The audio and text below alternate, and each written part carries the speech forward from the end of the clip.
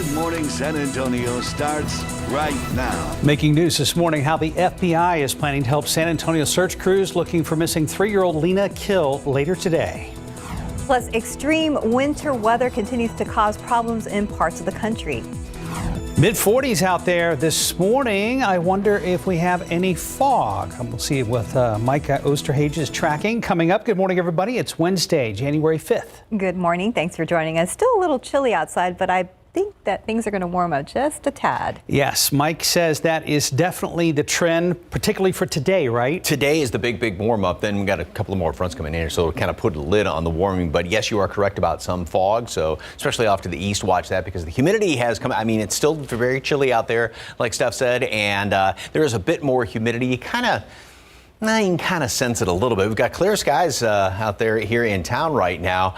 Freezing at Kerrville, 33 up the road in Comfort. We've actually gone up a couple of notches here in town because we're starting to get a little bit more humidity. These numbers have come up a little bit. The dew point temperatures, which, think back a couple of days ago, these numbers were down in the low 20s. And so a little more humidity, not like it's, oppressively humid when you walk outside, but that prevents us from dropping down. But as the air temperatures with the clear skies, they drop down, they get close to those dew point temperatures, we are starting to see some fog. Gonzales now at 0 visibility, a hint of fog around New Braunfels, and Victoria has a lot of fog. Those are the only two places really that are reporting any thick fog, but just kind of be on the lookout for it, especially in our eastern counties throughout the rest of the morning. Mountain Cedar dropped down yesterday's count. Same thing with Mold. Mountain Cedar, of course, is still on the high side. We'll probably stay fairly steady, maybe drop down a few degrees here in the next couple of hours. Mostly clear skies other than a patch of fog or two off to the east. And then later on today, big warm up. I mean, we gain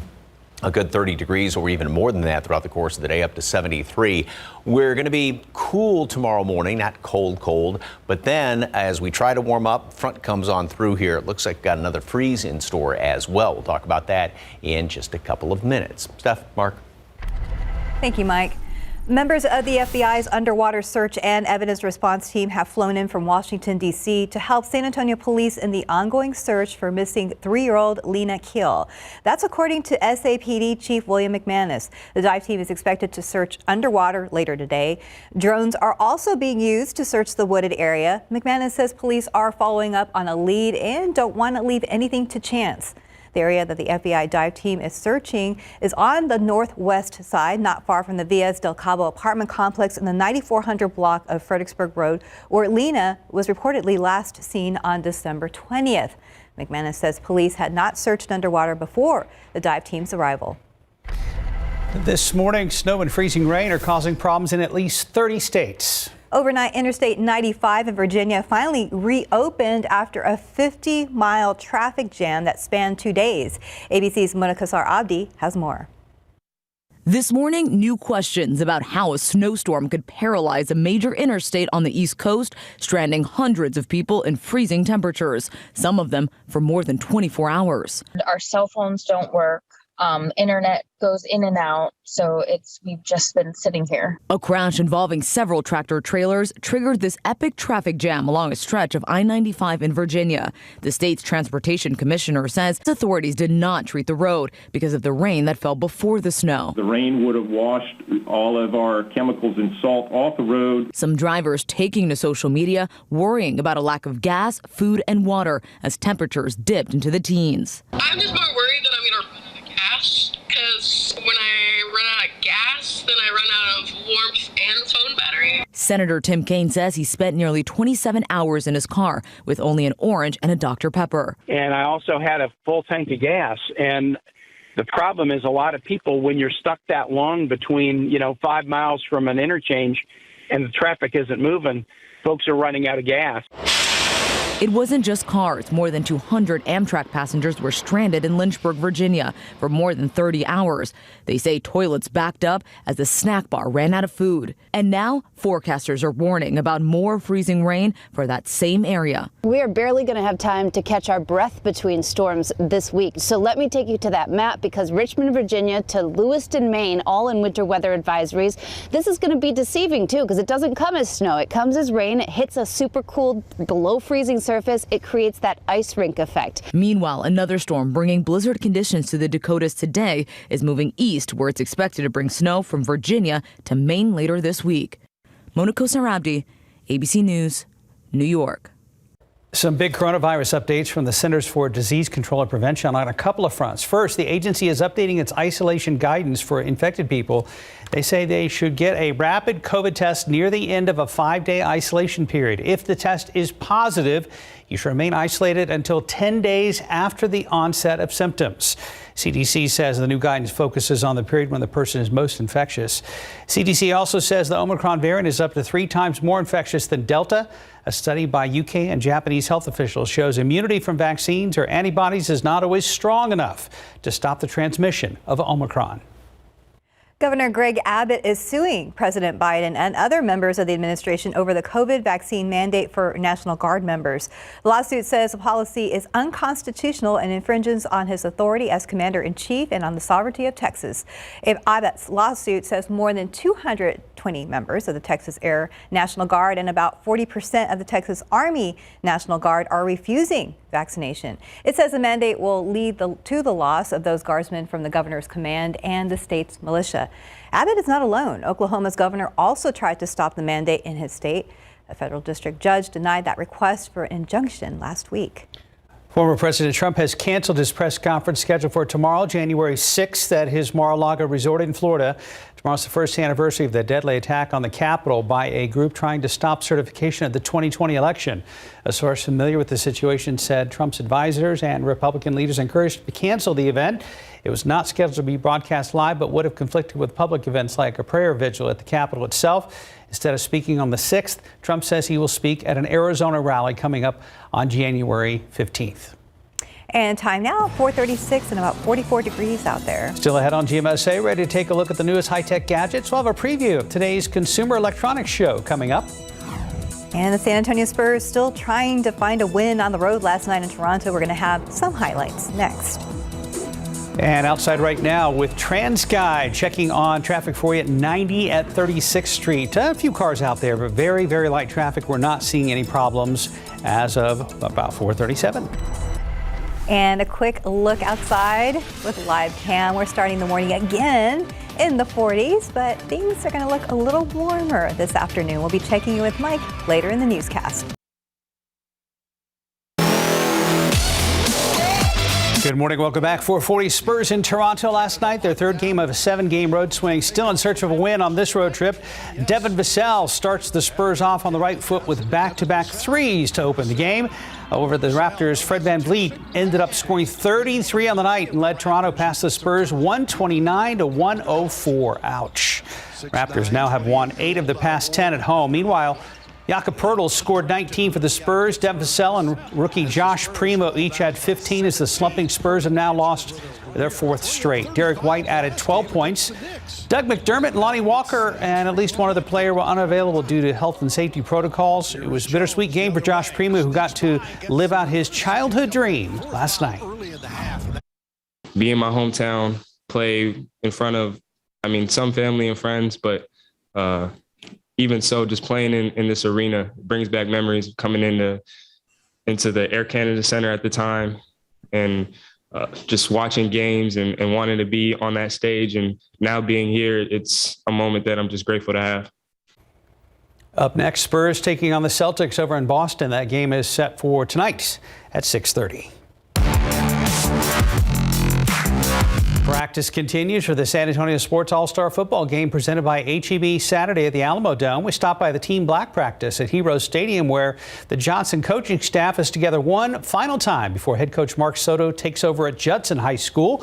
Among those suiting up for Team Black, champion quarterback Carson Kaiser, Floresville running back Darian Murphy, and Sam Houston wide receiver Tavares Neely.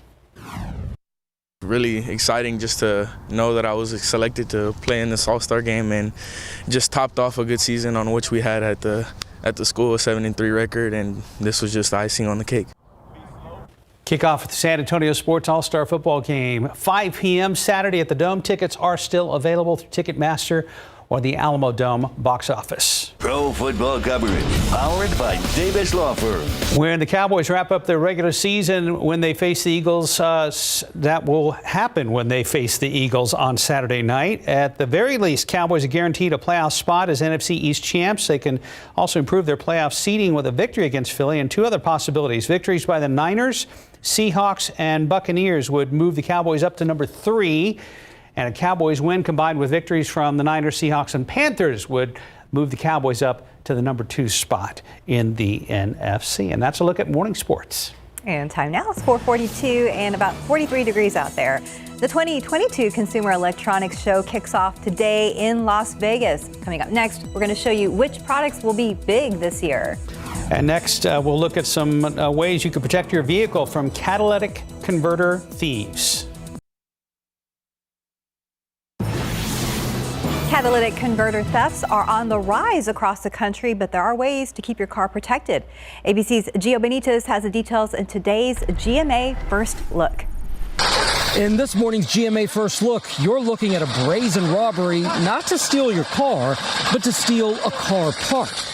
In broad daylight, these two jump out of a van, targeting a catalytic converter on a Toyota Prius. A neighbor recording and chasing them away with a blowtorch. Just days ago in Washington State, a couple catching a group of thieves under their van. And one of them pulled a gun and shot it in the air. They finished up and then left a couple minutes later. This incident happening last spring shows just how quickly these criminals can tear it out. It's a lucrative business. On average, police say thieves can make up to $300 per converter. The precious metals in the catalytic converters soaring in value, now worth more than gold. And coming up at 7 a.m., we'll tell you how to keep your car protected. With your GMA First Look, I'm Gio Benitez, ABC News, New York. There are going to be lots of cool new tech gadgets at this year's Consumer Electronics Show. It kicks off today in Las Vegas. 12 on your side's Marilyn Moritz has a sneak peek at the future. It's Las Vegas glitz and glam for geeks, the Consumer Electronics Show. Robots roam the floors in a tech lover's fantasy land. 2,200 exhibitors are showing off their innovations, from a lamp that wakes you to a natural sunrise to this toothbrush. You can brush all of your teeth in 10 seconds.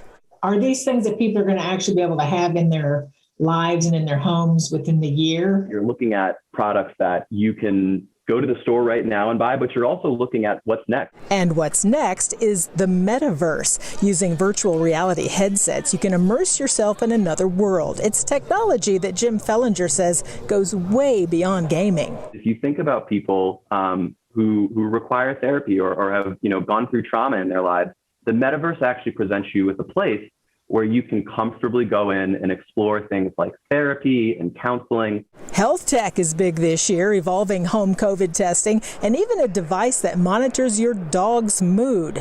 Tech is also driving the future of transportation. Scooters and bikes are on display. And for pickup drivers, when it comes to electric vehicles, is that GM will actually be showcasing their brand new Silverado electric truck. And in a spectacle of a challenge, autonomous race cars will compete on the Las Vegas Speedway, moving at about 140 miles an hour. Talk about life in the fast lane. Marilyn Moritz, KSAT 12 News. Very interesting. Let's look at outside with TransGuide. No speeding cars here at I-37 in Hackberry. Loop 1604 looks pretty good right now. Nothing to worry about at this hour. Pretty peaceful out there right now. I saw a few little things on my way in this morning, but everything's all cleared up. Mike's joining us now, and the warming trend continue. Yes, you have a question about something you saw. Mood monitoring. Yes. His tail's wagging. He's happy, right? Right. He or she. I mean, I used to growling be able to is tell. probably angry. Right. Well, I guess maybe those quiet moments. Saved ourselves some money there, I think. I don't need that for Truman. I automatically know what he's thinking at all times. Yeah, exactly. If the 80-pound bag of dog food's gone, he was hungry, so. Yeah, it's very easy to know. We've got clear skies here in town right now, and a lot of clear skies around the area, and that's helping actually with some of the fog that is forming up, especially off to the east. Gonzales has actually come up now just to a quarter-mile visibility. Same thing at Victoria. A hint of fog around New Braunfels. Just kind of watch it, especially off to the east, and maybe New Braunfels when it starts to see a little fog, Randolph sometimes. So just keep an eye out for that throughout the rest of the morning. So temperatures are milder than what they were yesterday, of course. We're at 44 right now, 35 Bulverde, freezing in Kerrville, and close to it, obviously, in Comfort. The humidity, which it's still low, but it has gone up considerably just compared to this time yesterday. Dew points have gone up a good, 10, 15, 25 degrees up there in Rock Springs, and especially off there to the east where got all that humidity coming on in here. And the problem with the clear skies is that allows temperatures to drop down. And as temperatures drop down close to the dew point temperatures, then we're starting to see some of that fog. Otherwise, upstairs in the atmosphere, we've got a lot of dry air, that dark shade of gray in the water vapor imagery. So it's going to be another beautiful day today once we get rid of any of that leftover morning fog. And we are going to be getting up to 74. Up in the low to mid 70s later on today. A coolish morning again, and then by noon tomorrow is when we're going to be hitting our high temperature. That's when the next front moves on through here, and so by later on about dinner time, we'll already be dropping down into the probably mid and lower 50s, and then by Friday morning, we're looking at another pretty good freeze around here, but that's not going to last very long because then temperatures are going to rebound very quickly, getting back up into the 70s. And also, here's the front that moves on through here on Friday, but then by the weekend, a lot more in the way of humidity, a lot more clouds, but there is the chance for a little bit of rain around here. Not great. Don't get your hopes up too high for it, but at least I'm calling about a 20% chance for a shower or two on Saturday. Perhaps a lingering one on Sunday. Then the next front moves on through here, so that's going to knock temperatures and knock the humidity back on out of here by the first part of next week. So forecast today, it is going to be on the warm side. Jacket this morning, and then by later on this afternoon, probably t-shirts and shorts and flip-flops. 65 degrees at noon. Going to make it all the way up to 73 here in town. Tomorrow we start off cool again, and then the front moves through, so by the afternoon we're only going to be at 58 degrees and then continuing to drop down from there. Then we start off freezing Friday morning, back up to 70 for a high temperature on Saturday. A couple of showers, hopefully. 73 on Sunday. Another front cools us back down for the start of next week. Yeah, later today looks nice. Very nice. Yeah, so make sure names are in jackets for the kids. And they get stuffed in the backpacker. Definitely. Make sure it comes home with them. Lost and found box gets a little bit fuller. Yep. Mm-hmm. All right. Thank you, Mike. Right now, 4:52 on your Wednesday morning, about 43 degrees. And still ahead, we're going to tell you why it's still Christmas time for Mariah Carey, plus a popular TV couple starting up their own network. Chip and Joanna Gaines launched their own network, finally, plus COVID affecting late night entertainment. For the latest on what's happening in Hollywood, here's ABC's Jason Nathanson. We're back. We are back. What? Chip and Joanna Gaines are back on your TV with a whole new network. The Magnolia Network launches today, replacing the DIY network on cable, with new episodes of the couple's signature show now called Fixer Upper Welcome Home. The Magnolia Network was supposed to launch in late 2020, but was delayed by the pandemic. It soft launched on the Discovery Plus streaming service last year, where you can also stream all the new stuff. Seth Meyers won't have to stay up so late for the next few days. In fact, he's probably going to be getting a lot of rest after testing positive for COVID-19. He writes on Twitter that he feels fine thanks to the vaccine and booster, but his late night show will be canceled for the rest of the week. His late night neighbor Jimmy Fallon revealed Monday that he got COVID over the holidays. Another week on top, and probably the last for the season, for Mariah Carey's All I Want for Christmas Is You, a third straight week at #1 on the Billboard Hot 100 singles chart, and its 8th week on top since its 1994 debut. And a star was born 47 years ago today. Actor and A Star is Born director Bradley Cooper with a birthday, while Oscar winner Robert Duvall is 91 today. And that's what's happening in Hollywood. I'm Jason Nathanson, ABC News, Los Angeles. And the time now, 4:56 and 43 degrees. Still ahead on GMSA, details on how the White House has new plans to fight coronavirus that includes doubling purchases of Pfizer's COVID-19 antiviral pill. Plus, John Deere tractors could soon be seen driving themselves in fields across Texas. Yeah, you heard me right. Details coming up in Tech Bites. Checking TransGuide. Steven is in the studio. We'll have an update with him coming up. Live from KSAT 12, Good Morning San Antonio starts right now. The United States hits another record in new cases of the coronavirus. I'm Micah Jachi reporting in Washington. Coming up, when you'll be able to get a free at-home COVID test. Outside with live cam this morning. If your teeth have been chattering the last 3 or 4 days, just hang on a little while longer. Mike says it's going to warm up nicely today. Good morning, everybody. We've made it to Wednesday, January 5th. Hi, good morning. Thanks for joining us. I had to double check, the temperatures on my phone. I was like, okay, yeah, we're going to hit 70 later. It doesn't feel like it right now, though. No, not at all. We're still in the mid to low 40s here in town. How's the hill country this morning, Mike? We've got at last check, one freezing temperature out there in parts of the hill country. Close to it, obviously, in some other spots. So in your backyard, it may be freezing, but not the widespread cold like we had the past couple of mornings. And yeah, you're going to go from really coats this morning to shorts and t-shirts later on this afternoon. Big warm up. We're going to be gaining a good 30 plus degrees throughout the course of the day. 42 as of right now. Dew points at 37. So those two numbers are getting close. Plus we have clear skies right now and light winds. So kind of setting the stage for potential of a little bit of fog, and there are a few patches out there. 73 for a high temperature here in town. So nice big warm up throughout the rest of today. And temperatures are just going up by leaps and bounds this morning. The aquifer dropped down 0.3 of a foot in yesterday's reading, and the allergens,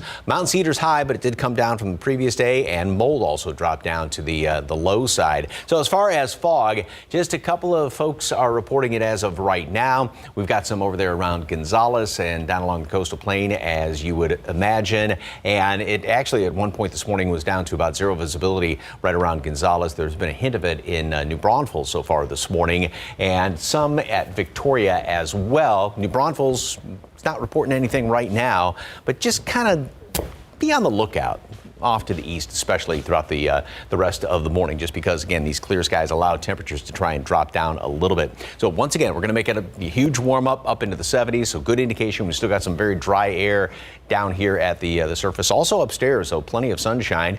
Cold front tomorrow. We start off cool, not bone-chilling cold, hit our high temperature about noon, and then temperatures will be dropping down throughout the day into the upper and maybe in some places mid and lower 50s by about dinner time tomorrow. Then Friday morning, another freeze.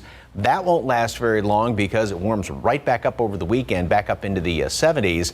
Hopefully a couple of showers on Saturday. Don't get really excited about it, but just kind of keep your fingers crossed. Then we have another front down the road. Details on that coming up in just a couple of minutes. Traffic Authority. Good morning, Stephen. What's going on? Hey, good morning, Mike. Well, one of the most peaceful times of my morning is the drive to work, but that's depending if there's any issues out on the roadway. So let's get a quick look to see if you'll have a peaceful drive to your morning destination. Right now, I-10 at Days of Zavala, just a few folks out there. Very quiet there off I-10 at Fresno. Not seeing a whole lot of activity out there, but there are some things to keep in mind, especially if you're driving through US 90. Let's take a look at the map right now, because we are seeing a slight slowdown there with 28 miles off US 90 westbound at Loop 410. It's nothing drastic, but there is some bridge work going on around State Highway 151, which is right over here. Again, we're not sure if that's causing any of the slowdowns, but we'll take a look at that a little bit later on in the newscast. However, wider look at the map does show you pretty much could encounter some peaceful roadways if you are going to be heading out the door in the next few minutes. And if your travels take you through the downtown San Antonio area, well, we have those inbound times for you right now.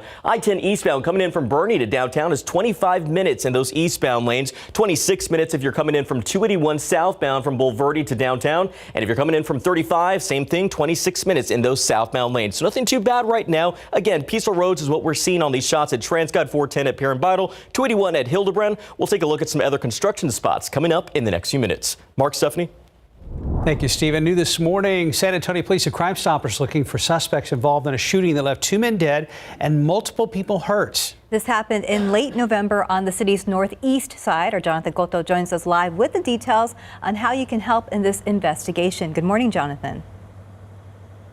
Good morning, Stephanie. Good morning, Mark. Well, it's been 41 days since that shooting, and police are still searching for the suspects involved in the death of Charles and Eugene Wolford. But let's take a look at what that scene looked like.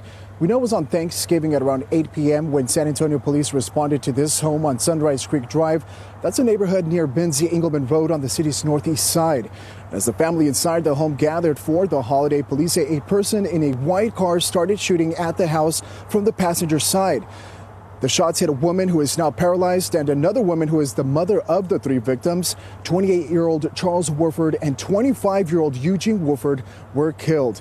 Now, witnesses recall seeing a light-complected man shooting from the passenger side of that white car. If you have any information as to the identity or the whereabouts of the persons involved, you're asked to call the number on your screen. That's 210-224-STOP. Stop. The information you provide, if it leads to an arrest, may make you eligible for a cash reward. Reporting, Jonathan Cotto, KSAT 12 News. Thank you, Jonathan. A silver alert is in effect for a missing 77-year-old woman last seen down in Mission. According to Texas Department of Public Safety, Alicia Garcia was last seen around 4:30 yesterday. Police say Garcia is diagnosed with a cognitive impairment and her disappearance poses a credible threat to her own health and safety. She's described as being 5'4" with brown hair and brown eyes. She was last seen wearing a dark sweater with blue jeans and black shoes. Anyone with information is asked to call the Mission Police Department. This morning, President Biden is saying he'll double his order of the new COVID-19 antiviral pill that's used to treat those with positive infections. ABC's Heike Jachi is in Washington with the latest. This morning, the CDC under scrutiny for shortening the isolation period after testing positive for COVID-19, recommending that asymptomatic people end isolation after 5 days instead of 10, and without a test. The agency now adding Americans who can and want to test should opt for a rapid test, but stop short of mandating it. They say if you test positive after 5 days, isolate for another 5 days. If negative, leave isolation, but wear a mask and avoid high-risk activity. This is all about the fact that there's just not enough tests. The reality is if every American had access to, say, 5 tests at home, we really wouldn't be having this conversation. The White House was pressed about when the 500 million free at-home rapid tests will be made available. The first delivery from manufacturers will start later this month, and obviously then we will work to get it out the door as quickly as possible. It comes as Walmart and Kroger raise their prices for at-home COVID tests after an agreement with the White House expired. Right now, COVID deaths are up 10% in the U.S. in just the last week. Earlier this week, a single-day record of 1 million COVID cases driven by a holiday backlog and massive demand for testing. Some will die, needlessly die. Unvaccinated are taking up hospital beds and crowding emergency rooms and intensive care units. The president taking more steps to fight the spread, announcing he was doubling the purchase of Pfizer's COVID-19 antiviral pill from 10 million to 20 million treatments. The surge is affecting schools all across the country. At least 3,500 schools have switched to remote learning or delayed a return. Overnight, the Chicago Teachers Union voting to work remotely. The district will cancel classes today in response. Now, the CDC is expected to sign off today on Pfizer's boosters for teens ages 12 to 15 with shots in arms as early as Thursday. Heike Jachi, ABC News, Washington. And here at home, rumors are swirling on social media about the reliability of tests to detect the Omicron variant. While PCR tests are the gold standard, local doctors say at-home and rapid tests are still sensitive enough to detect all COVID variants. And as far as rumors on social media about swabbing your throat rather than your nose to detect Omicron, UT Health San Antonio says it doesn't work that way. There'd be no problem whatsoever with using a nasal swab to diagnose the Omicron variant, as it does live in the upper respiratory tract. And Dr. Campbell says there's always room for error with these tests. So he says if you're feeling ill, you should probably stay home.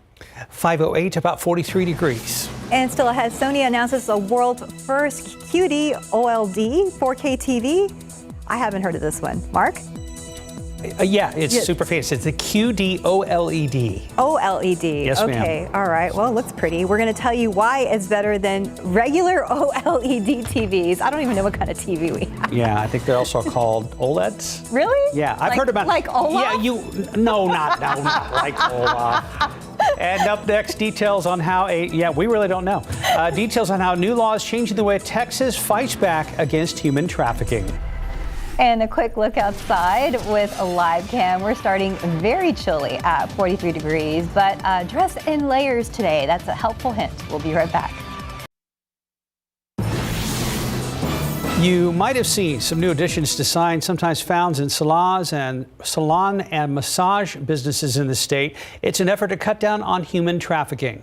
The signs typically have the number and website for the National Human Trafficking Hotline. Now another number is being added to connect you to the Department of Public Safety. Texas senators unanimously voted to add the phone number so people can call and report suspicious activity. That new law is now taking place in the new year, and April Molina with Ransomed Life says adding resources like that can make a difference. Maybe it's a sign on the wall. Maybe it's a phone number to call. It's just a sign to be vigilant about your surroundings and to notice what's going on and actually take that other step to make that phone call and do something about it. The signs will be both in Spanish and in English. You'll also find them in transportation hubs. 513, still 43 degrees. And still ahead, a first look at John Deere's new fully autonomous tractors. And would you pay $1,000 for some types of headphones? We'll tell you why these cost so darn much. 2 households, 2 sick kids, 2 loads of snot-covered laundry. Both will be washed with detergent, but only one will be sanitized. Wait, what? Make the wash work harder. Protection. Because adding Lysol laundry sanitizer to your wash kills 99.9% of illness-causing bacteria. Detergent alone can't. Why can't hers be sanitized too? Aw, thank you.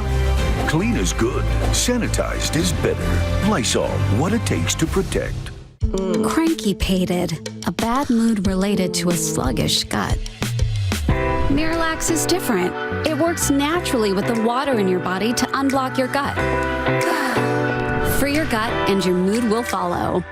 Now you can win $5 a week for life and pass it on. February 28th, win $5 a week forever from Publishers Clearinghouse. Enter now at PCH.com. $5 a week forever. Enter at PCH.com. In today's Tech Bites, Sony breaking new ground with its latest television. The company unveiled several new TVs at the Consumer Electronics Show, including what's being called the world's first QD OLED television. It comes in 55 or 65-inch screens. No word on a price. John Deere has introduced its first fully autonomous tractor. 12 cameras and other technology allows the machine to make its own way around a field. A farmer can control it through a smartphone app. It will be available later this year. Finally, headphones for those who are really serious about sound. Luxury brand Mark Levinson is out with its first wireless headphones. They offer noise cancellation and 34 hours of battery life. Plenty of other fancy features are going to cost you $1,000 per pair. Hopefully you can hear other people's thoughts. Those are your Tech Bites. Have a great day. Steph had an idea if you're paying that much for headphones. Yeah, I mean, it better tell me the winning lotto numbers or something useful if I'm going to pay that much money. Agreed. Steven? I wouldn't pay that much money, but that TV though, maybe. I mean, nice. It's like, what is it? It's good flex there, right? And as long as Olaf looks good from Frozen, so as long as it looks good, as long as the picture looks good, that's all that matters. And you know what? We have the picture perfect view right behind me from TransGuide cameras. Let's take a closer look right over here. 1604 at John Peace. You can see traffic's moving through there a little bit more freely.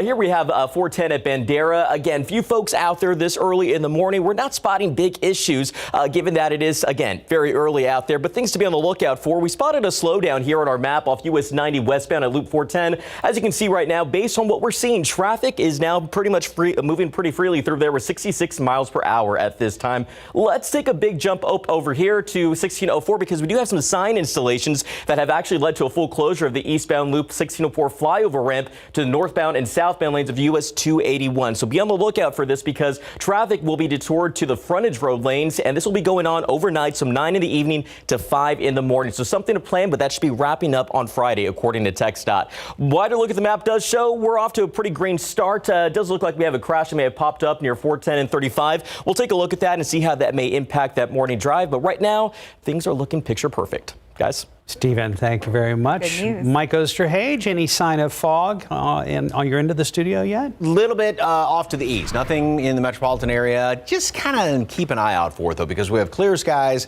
and that's allowing temperatures to drop down a little bit, and we've got some extra humidity out there. And so that's why just in a couple of spots, Gonzales, Victoria, down around Corpus Christi, we do have some fog. There was a hint of it around New Braunfels earlier this morning. That has now gone away, but it can come back, and we'll just be on the lookout for it for the next couple of hours. Freezing in Kerrville, but that's the only reporting spot freezing temperatures right now. Bandera at 34, so of course in your backyard there may be down below freezing in some of the low-lying areas out there in parts of the hill country, but temperatures are obviously up. We still overall have dry air around here when you get below 60, obviously, with dew point temperatures. But when the air temperature and these dew points are getting really close together, we got the clear skies. That's why we are in some places seeing a little bit of fog. So yesterday, we got up to 67 degrees. That was about 10 above the previous day's reading, 10 give or take a couple of notches there, 74 in Cotulla. And then add to that later on today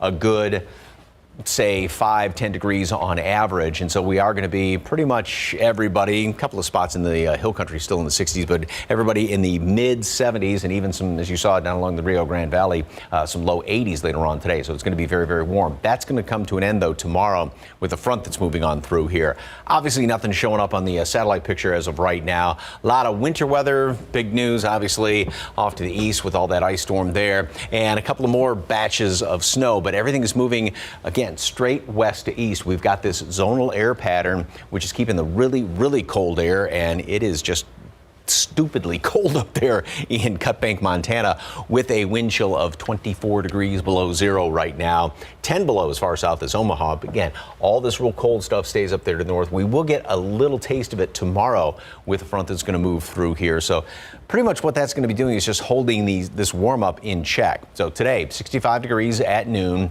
So we'll already be above normal, be about where we were yesterday, and then we top off at 73. The trend would be to, and we're going to try to warm up tomorrow, we'll hit our high up in the 60s about noon, but then that front moves through. That puts a lid on any more warming, keeps us at 58 degrees. We'll drop down to that throughout the course of the day, and then even cooler by about dinner time. To get down to freezing again Friday morning, but it won't last all that long. We will only make it to 57, but then back to 70s over the weekend. Hopefully a couple of showers by Saturday.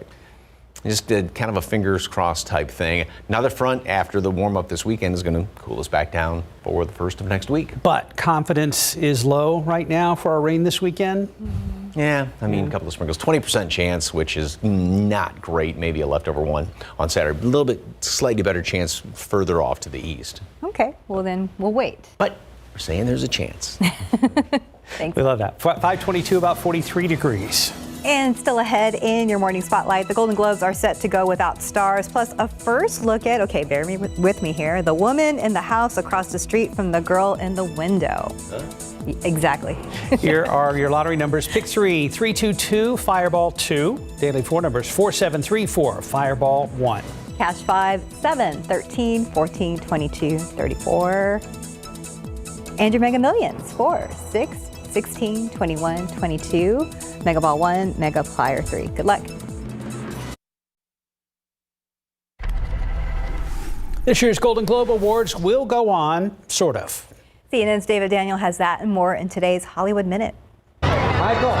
The Golden Globes return to the Beverly Hilton Hotel on Sunday, but the event will not be televised, and there'll be no red carpet, no audience, and no nominees or other stars. Only Hollywood Press Association members and some of their grant recipients. Variety reports the Globes reached out to several Hollywood agencies to see if their clients would take part, but no celebrities agreed to do so. The HFPA was rocked by scandal last year, including allegations of corruption and the revelation the group had no black members. The truth is that I drink a lot, and sometimes I mix it with pills. And I'm here because I woke up this morning convinced I'd witnessed a murder. Here's your first look at Kristen Bell in a spoof of such thrillers as The Woman in the Window and The Girl on the Train, a Netflix series titled The Woman in the House Across the Street from the Girl in the Window. Bell is also an executive producer on the parody mystery series, which debuts January 28th. Or does it? In Hollywood, I'm David Daniel. I know. Yeah, I was chuckling too. Yeah, that looks pretty good, pretty clever. 526, about 43 degrees. And still ahead on GMSA, as kids' COVID-19 cases skyrocket, there's a new battle brewing between schools and the virus. Plus, we'll tell you how many more people have now decided to quit their jobs. And a fan favorite drink is back on the Starbucks menu. We're going to tell you when you can get it. Making headlines this morning amid a surge, how schools across the country are planning to fight back against COVID this year.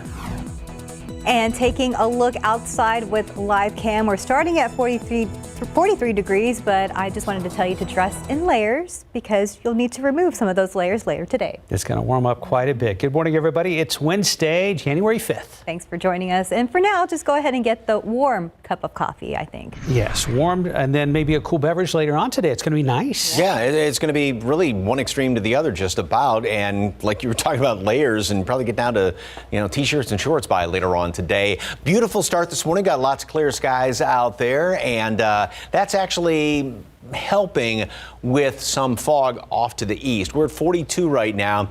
Dew points at 37, so only a 5-degree spread between those two numbers. And as they get a little bit closer, try to get a little closer, and with hardly any breeze out there, that's why in some places we are seeing some fog. So just to keep in mind for the next couple of hours, because Gonzales is at quarter-mile visibility, same thing Victoria and some around Corpus Christi. So it's very, very limited as of right now. But even earlier this morning, there was a hint of fog right around New Braunfels, so it wasn't bad, but just especially as we approach sunrise.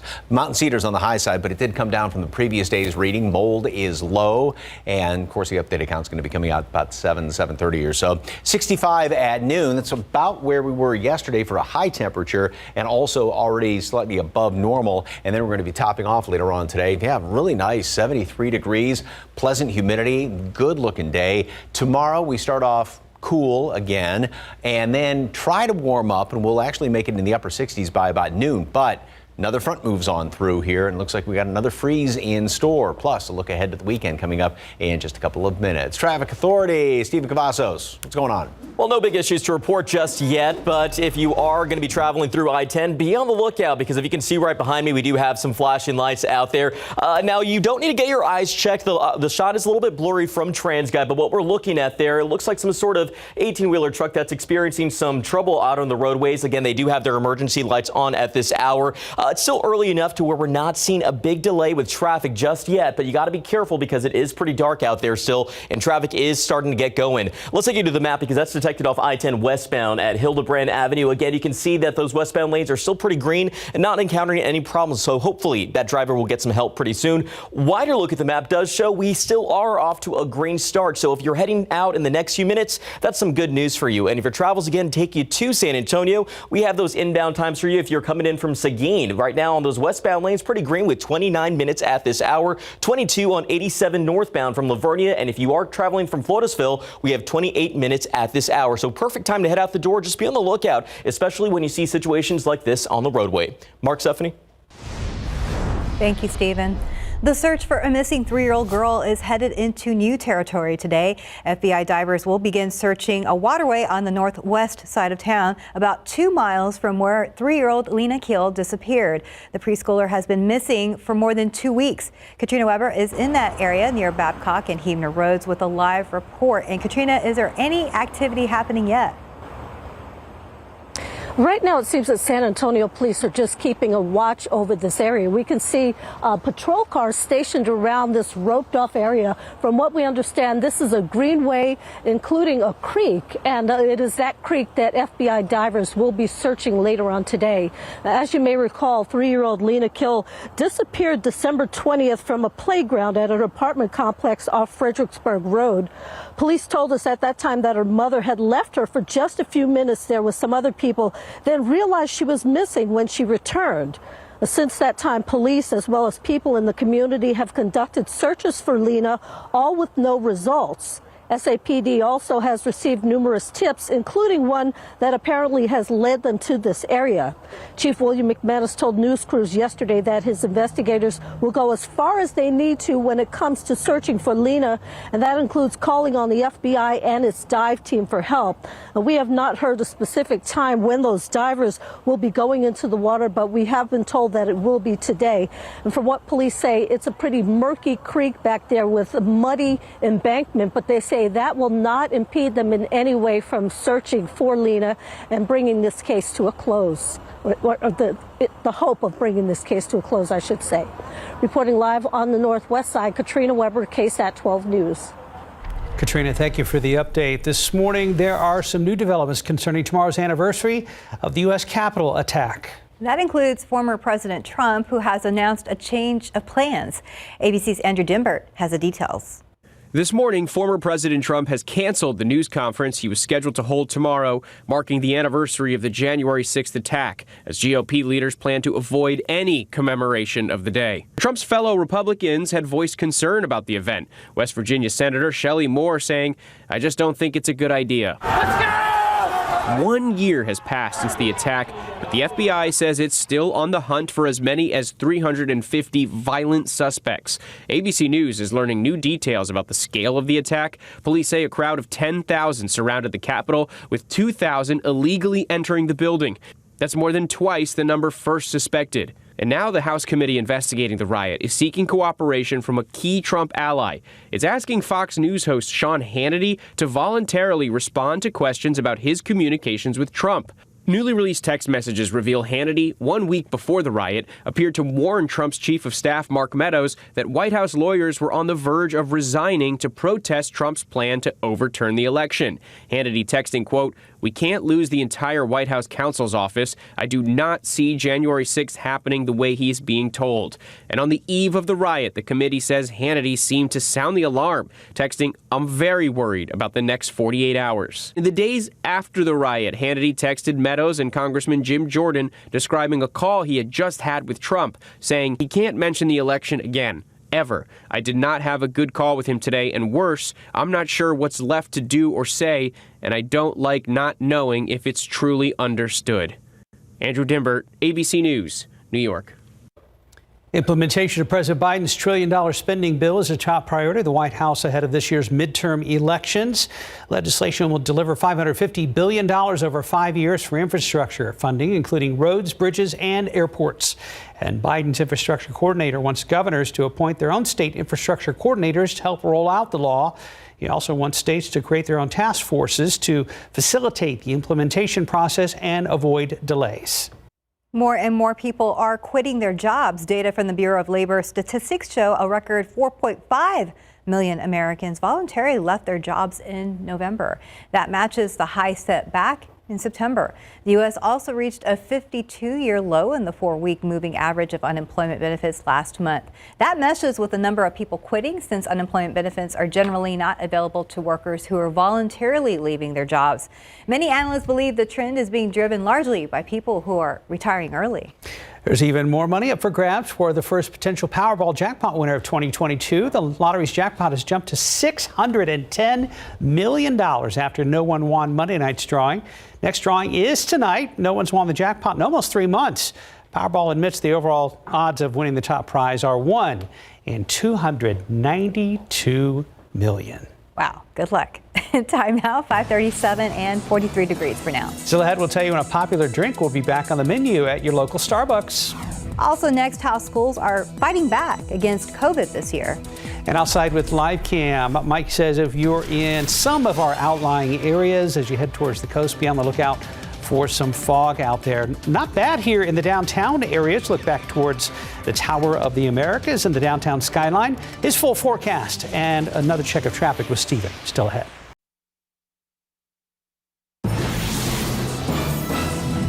As kids' COVID-19 cases skyrocket, there's a battle brewing. Schools versus the virus. CNN's Brett Conway has a look at how the return to school is being handled around the country.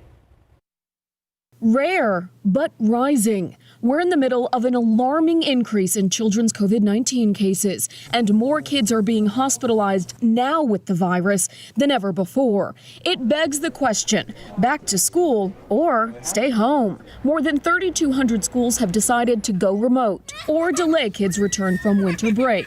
But health experts say kids are better off in a classroom with their peers, as long as it's done safely. We need our children to be in schools. I think the term distance learning is like a contradiction in terms. We need to get our children back at all costs.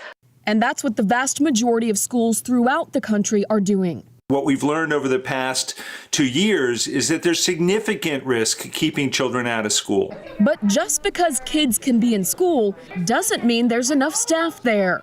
Did you have a substitute teacher today? Yes. She actually sent out a text message saying that she has COVID and she's getting over it. We have about 42 schools that have about 20% of their staff out. We are getting to a point where that is a tremendous strain. And frustration from parents and teachers unions is building. The layers of mitigation that we need to keep our schools open and to keep our students inside of the school buildings have not happened here in Chicago. We continue to share the concerns that families have about whether students should be going in and if the conditions are safe. I'm Britt Conway reporting. Wednesday morning time check, 5:42, about 42 degrees. And coming up next, the Animal Defense League is standing by with a cute pet just for you. Well, Michelle from the Animal Defense League has brought a little baby burrito, kind of all wrapped up, snug as a little bug in a rug. Who's that baby? This is Push Pop. Push Pop is 2 months old, available for adoption at our Nacogdoches campus. She's been with us for a little bit. She's actually been in our foster care, but just recently became available for adoption. Okay, and the nice thing about being in foster care like that, too, they get more acclimated to being around people. Exactly. Honestly, foster is amazing where they are able to really get that one-on-one contact and be, a little bit more socialized and highly adoptable afterward. Doesn't mean they're really comfortable being on TV. This one's a little bit nervous about that. And you can't really see them, but she has got the most gorgeous kind of olive green eyes. So sweet little kitty. So what y'all got going on? Well, right now we are actually really looking for fosters. So kind of on that note, we have actually right now a lot of mamas with babies that we are really looking for support for right now. And what's great with that is that the mamas take a lot of care for them. So you just have to take care of mama and she'll take care of the babies. Okay. Well, if you'd like that, and don't forget, you can get the volunteer hours if you are a student. You can get that. And we're running short on time, right? Because the kitty wants to get away. So head on over to the Animal Defense League, 11th Nacogdoches. 655-1481 is the number to call. Yes, oh, beautiful. Contrasts very well against your gorgeous dark hair. Here we go. Or the Paul Jolly Center across from the zoo. Never a dull moment. Oh my goodness. Wow. That kitten has us laughing here in the studio. Did everything turn out okay, Mike? Yeah, she's fine. She's fine. Okay, good. Okay. Any morning consumer headlines? Chipotle's chorizo alternative is now going nationwide. The Mexican food chain just announced its plant-based chorizo will be available at all U.S. locations this month.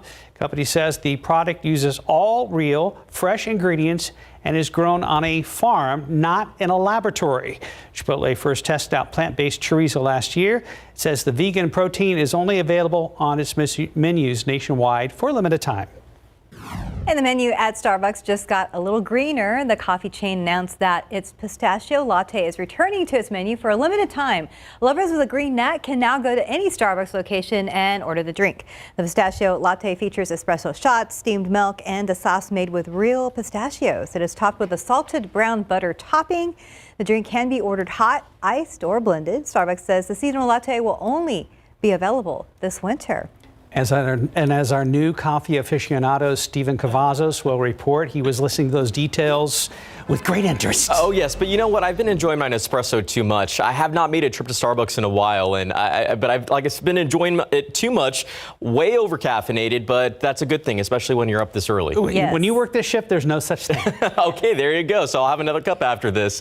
Well, if you're driving to go grab your cup of coffee, let's take a look at the roadways right now because we are still seeing some lanes that are wide open. There's I-35 at Evans. It's looking a little bit busier as the morning's gone on. We do know morning rush. We're getting closer to it. So some more folks out on the roadway. So here's what you can expect right now. Let's go ahead and take you to the map because we have that stall still detected here off I-10 westbound at Hildebrand Avenue. Earlier, it looked like it was some sort of big rig that was experiencing some trouble along I-10. So hopefully that driver is receiving some assistance and will be able to get to where they need to be on time, but more importantly, safely. And we're seeing that also a little bit further down here off I-10 eastbound at New Braunfels Avenue. Another stall detected there. So that seems to be the problem of the morning. However, the wider look at the map does show it's pretty much green on the screen. So nothing too bad that's going to really cause any issues for that early morning drive. But one last look around town. Let's take a look here at 410 at Parrot Vital. The morning's getting moving and maybe they'll encounter some coffee lines a little bit later. Maybe they'll make the trip to Starbucks for us. Stephen, do you know who the international spokesperson for Nespresso is? No. George Clooney. Oh. That's right. So, yeah, you're in good company by promoting their products any cup of coffee is good by me. There you go. Yes. I agree. Yep. And Mike does too. And the stronger the better. Yeah. Yes, Nothing in it, right, Mike? Because if you can see through coffee, it's called tea. Yes. That's a good one. Well, yeah, if you take a sip of it and kind of go, oh, it's that strong, that's good. So. Have you tried chicory? The really heavy coffee or really rich dark coffee from like New Orleans, Louisiana? Here's a very good thing. I've had it in the past. But, okay. I was just curious. Okay. All right. Whatever works. Bring some in. I'll drink it. We've got clear skies here in town. Nice start this morning. Grab a jacket. There is some fog off to the south and east. So quarter-mile visibility Gonzales, 1.5 miles now in Beeville. So that has dropped down as well as Victoria.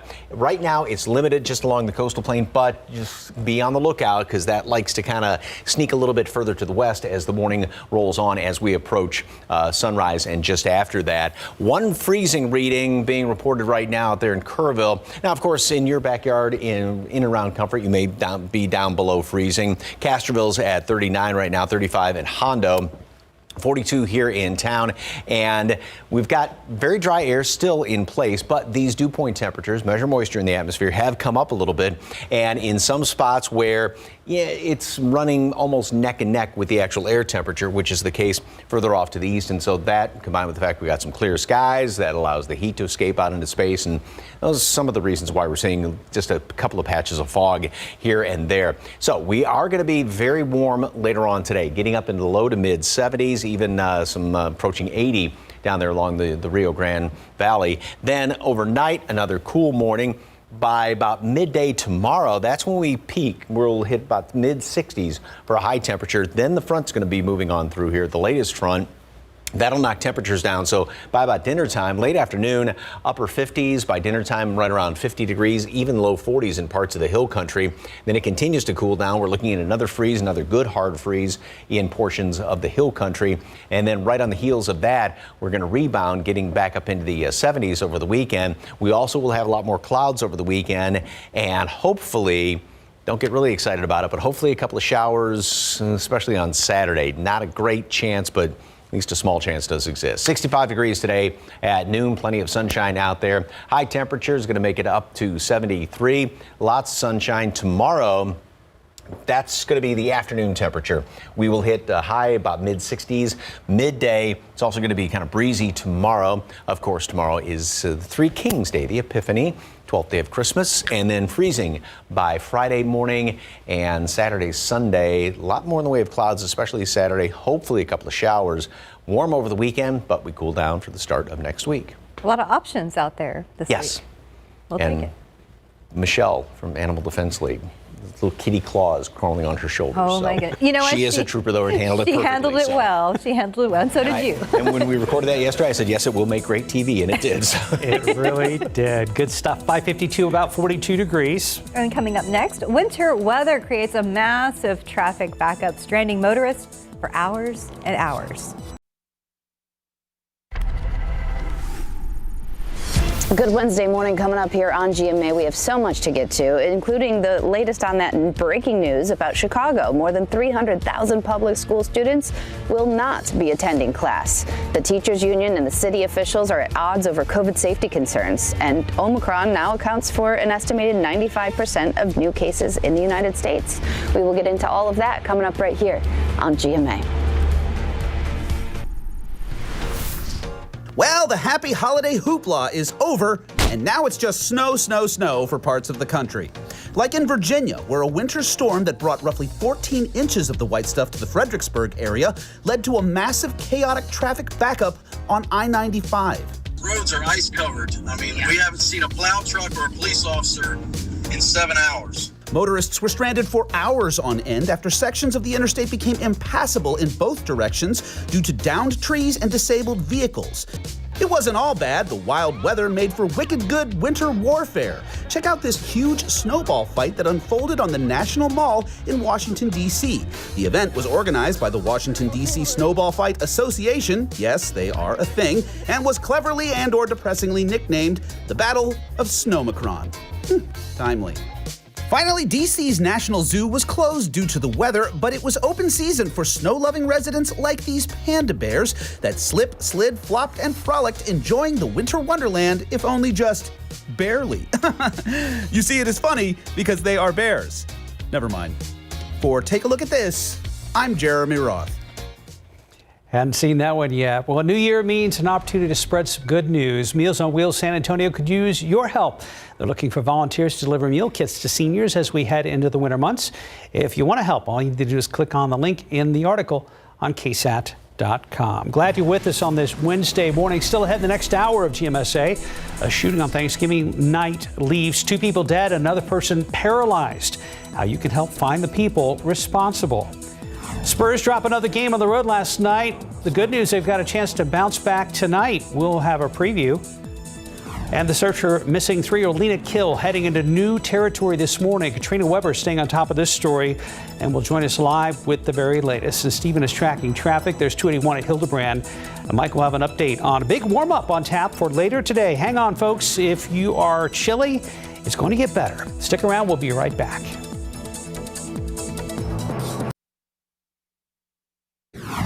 The search for a missing Northwest Side girl will go underwater today. Good morning, I'm Katrina Weber. FBI divers are set to search a creek here off Babcock Road. I'll tell you more about it. San Antonio Police Department and Crime Stoppers are searching for the suspects involved in a shooting that's left 2 people dead. What we know so far and how you can help, coming up next. The United States hits another record in new cases of the coronavirus. I'm Mike Ajachi reporting in Washington. Coming up, when you'll be able to get a free at-home COVID test. And taking a look outside with live cam, starting at a cold 43 degrees. But if you are not a fan of the 40s, just wait around. Live from KSAT 12. Good Morning San Antonio starts right now. And a good morning to you. It's Wednesday, January 5th, 2022. Happy Wednesday. Thanks for joining us. Hope you're having a great week so far. I know a lot of kids are already back in school and people are back at work. And it started to warm up yesterday afternoon. Mike says we'll see even more of that today. And for a lot of South Texans, that is some great news after some very cold mornings as of late. Yeah, each and every day, Monday we were in the 50s, 60s yesterday. It's going to be 70s today. Then that comes to an end. Right, another drop. But we will see more 70s just a couple of days from now, so it's just sort of all over the place. But grab a coat this morning, and then it's going to be T-shirt and shorts later on this afternoon. Lots of clear skies.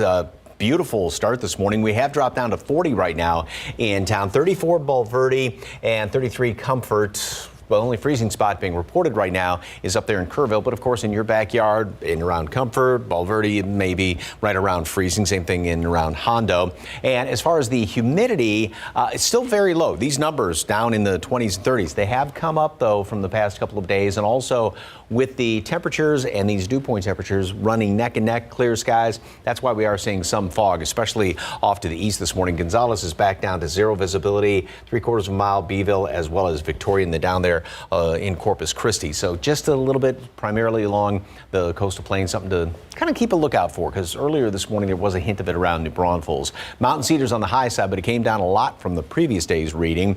Mold is low. Of course, the update on the allergens is going to be coming out in about an hour and a half or so. 39 this morning, so I think we dropped down another degree or so, and then nice big warm up throughout the day. We are going to be gaining a good 25 degrees at least by noon, up to 65. So already up to where we were yesterday. And then we top off in the low to mid 70s later on. A really, really nice day, still low humidity, very comfortable. But like I said, it is going to be changing. We've got another front moving on through here, actually 2 fronts, one tomorrow and the next one later on in the weekend. We'll talk about the weekend forecast and keep fingers crossed for a shower or two. Don't get real excited about it, though. Details coming up in just a couple of minutes. Traffic Authority Stephen Cavazos, been pretty quiet up to now. Anything going on? Yeah, I'd say traffic has been tranquil for at least the last hour, Mike. Let's take a look right now, 2-1 at Hildebrand. Things are getting moving for some. We're inching closer to that morning rush. Right now, you're not going to encounter any delays because, again, still very early on, but 37 at Jones Avenue, you can see things are moving there pretty easily. But although we're seeing things moving for some, for others, they're slowing down or they're actually stopping. We have a few stalls to talk about. Let's take you to the map because this stall just popped up here off US 90 westbound at General McMullen Drive. This is going out toward Castroville, but we're not seeing any delays just yet, so it's not causing a problem for drivers, but we're seeing that trend continue still here off I-10 eastbound at New Braunfels Avenue.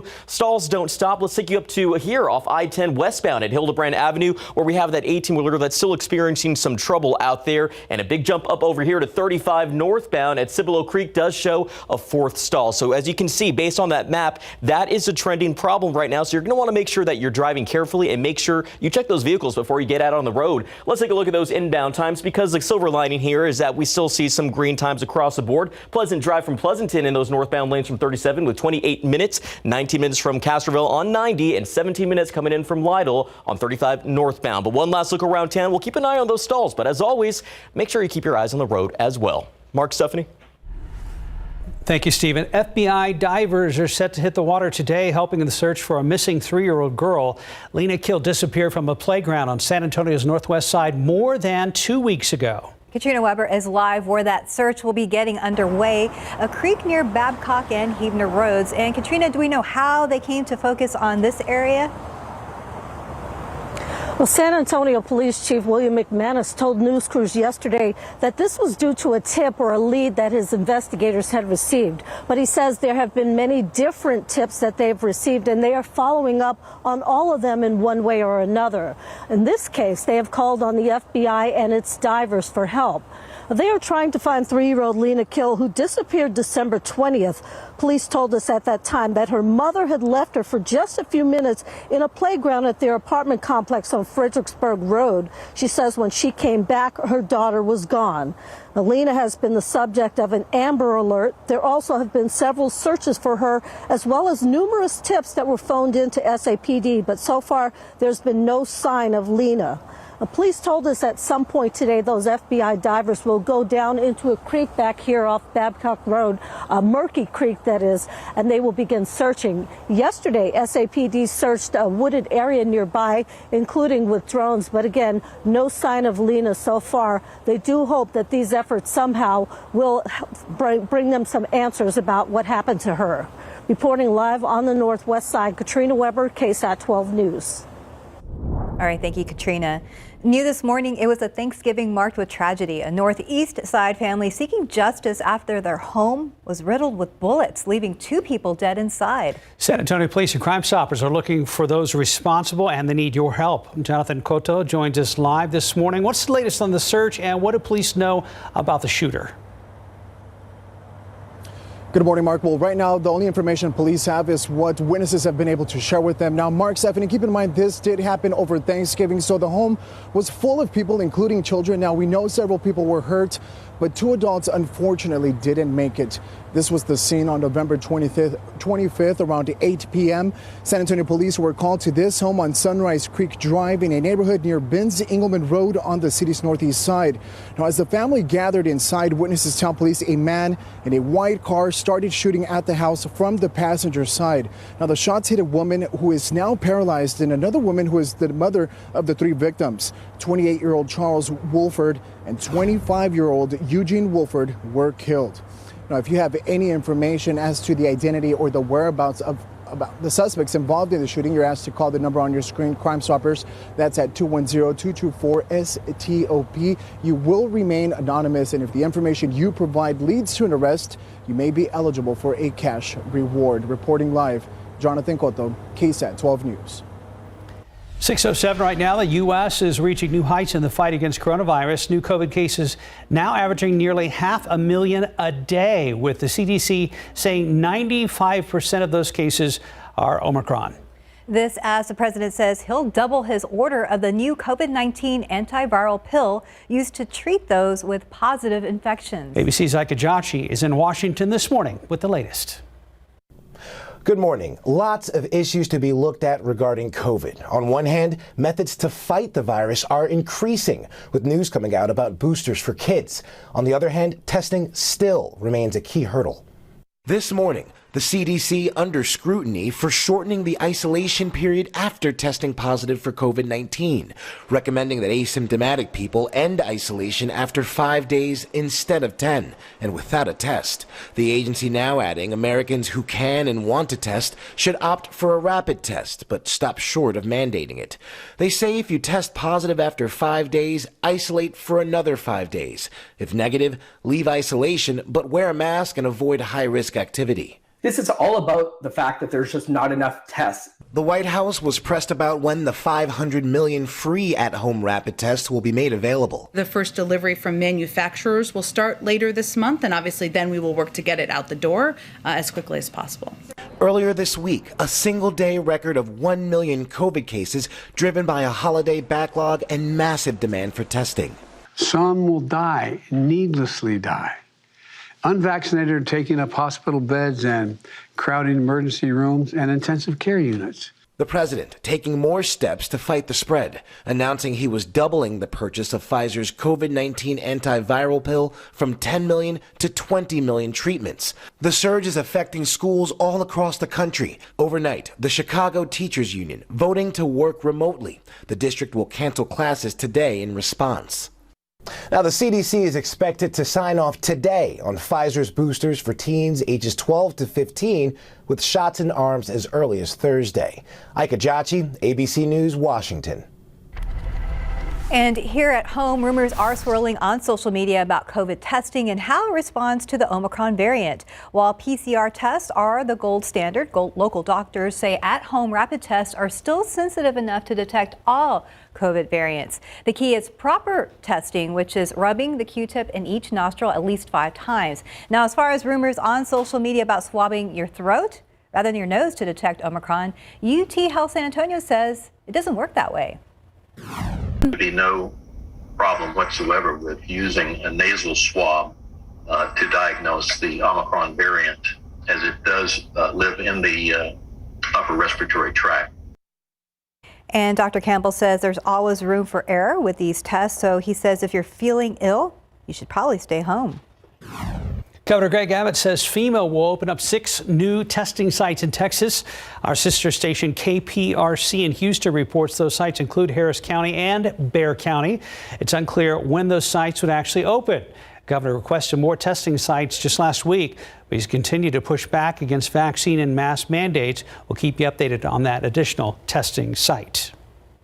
Mayor Ron Nirenberg took to Twitter saying, quote, there has been a nationwide shortage on COVID test kits, but we've been working with the Texas Division of Emergency Management, FEMA, and private partners to expand access to testing, and I'm encouraged by the progress we've made. We will provide updates as soon as the new test sites are operational, end quote.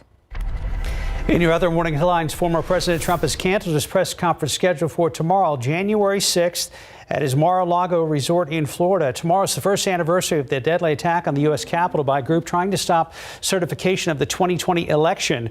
A source familiar with this situation said Trump's advisors and Republican leaders encouraged him to cancel the event.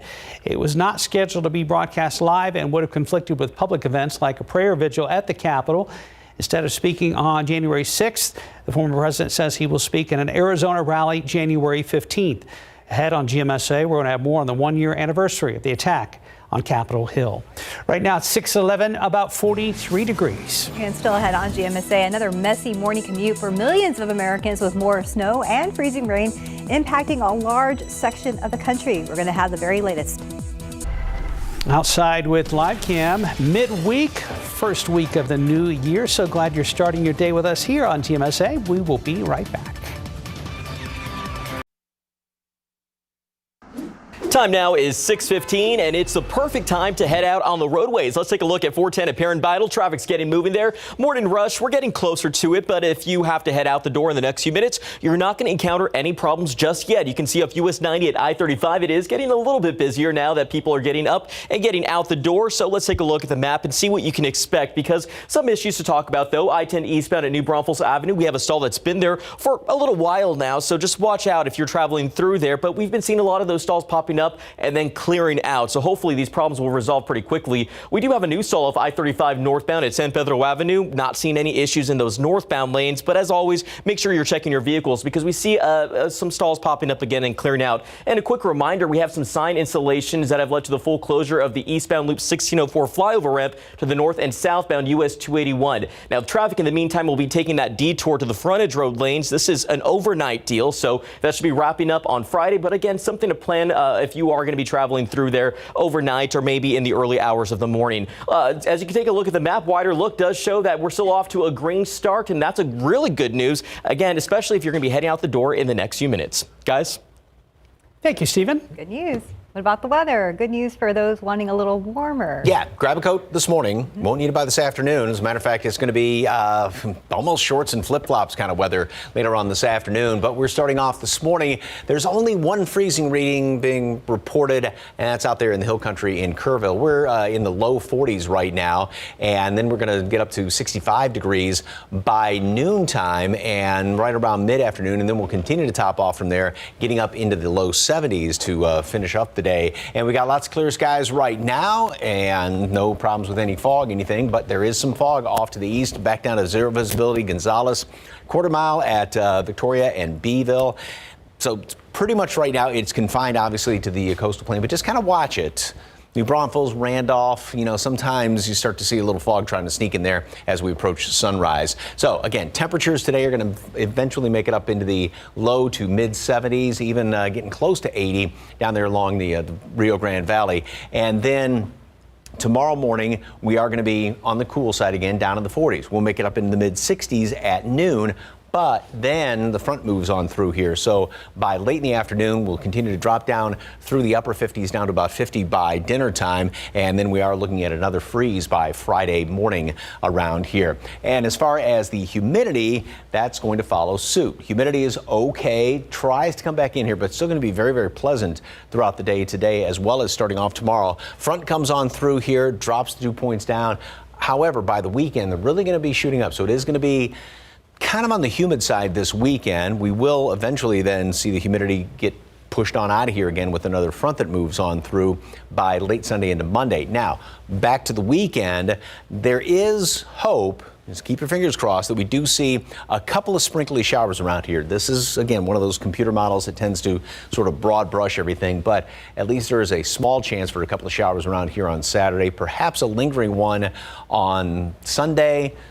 I think the better chance, albeit very, very small, is going to be, though, on Saturday. So by noontime, 65 degrees. Again, we finish up the day today at 73. Plenty of sunshine out there. Pleasant.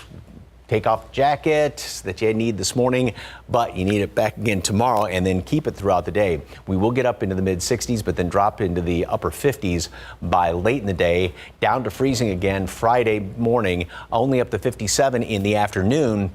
And then we're going to make it back up into the 70s by the weekend, and another front's going to move through here and then drop temperatures back down to start off next week. And hopefully we get a couple of showers around here. Well, you may have seen the news. Right now, snow and freezing rain is still affecting dozens of states. And overnight, I-95 in Virginia finally reopened after a 50-mile traffic jam. And we're learning more about what those drivers went through. I can't imagine. ABC's Mona Kosar-Abdi has more.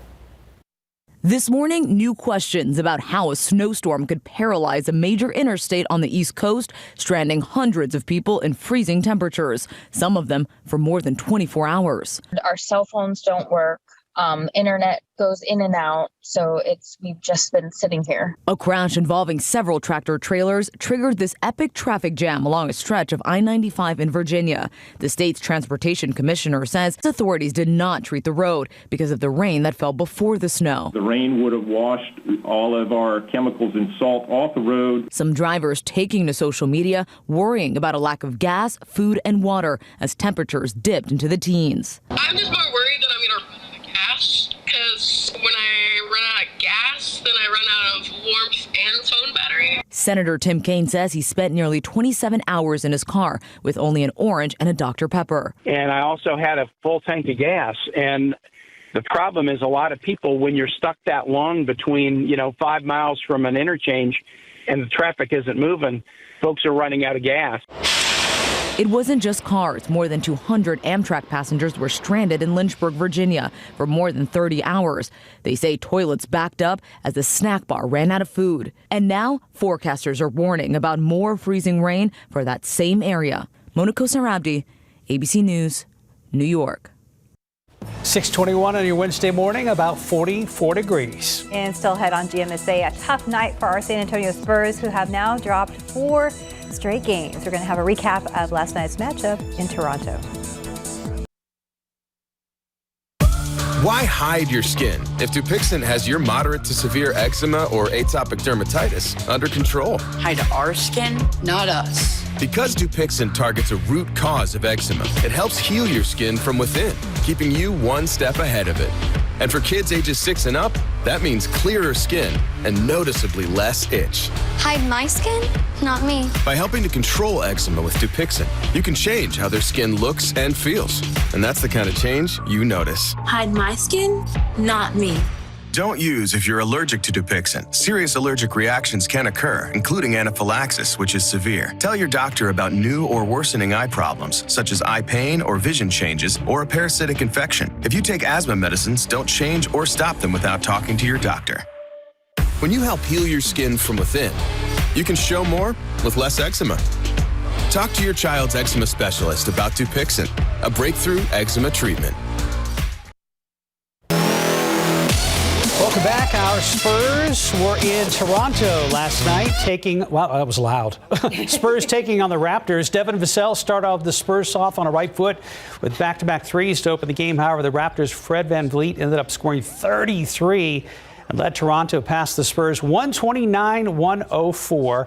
The slumping Spurs have now lost 4 straight. Doug McDermott and Lonnie Walker were among the players unavailable due to health and safety protocols. Up next, the Spurs taking on the Celtics in Boston. That game is tonight at 6:30.